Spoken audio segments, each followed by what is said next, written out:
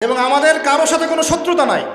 আমাদের সবাই মিলে আমরা যারা আছি, আমাদের প্রশাসন, আমাদের সরকার, আমাদের আম জনতা, আমাদের মা, আমাদের বোন, আমাদের ভাই, সবাই আমরা এক উম্মাহ ইনশাআল্লাহ।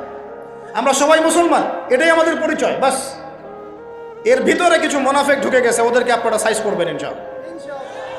আগে ইলম অর্জন করেন, বিশ্বের প্রেক্ষাপট বোঝার চেষ্টা করেন। আল্লাহ রাব্বুল আলামিন আমাদেরকে মহান দায়িত্ব দিয়ে পাঠিয়েছেন। এই দুনিয়াতে আমরা এই দাসত্বের শৃঙ্খলে আবদ্ধ হতে আসি নাই, আমরা মাথা উঁচু করে শাসন করতে এসেছি। ইনশাআল্লাহ তাআলা এই বাইতুল মুকাদ্দাস আমরা জয় করবই করবো ইনশাআল্লাহ।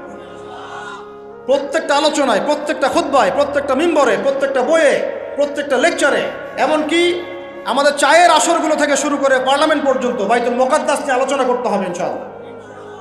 আমরা আমাদের জান, মাল, সময়, শ্রম যা আছে, কিছু যদি না করতে পারি, অন্তত আমাদের সমর্থন দিয়ে আমরা মাজলুম ভাইদের পাশে থাকবো ইনশাআল্লাহ। না হলে আল্লাহ রাব্বুল আলামিন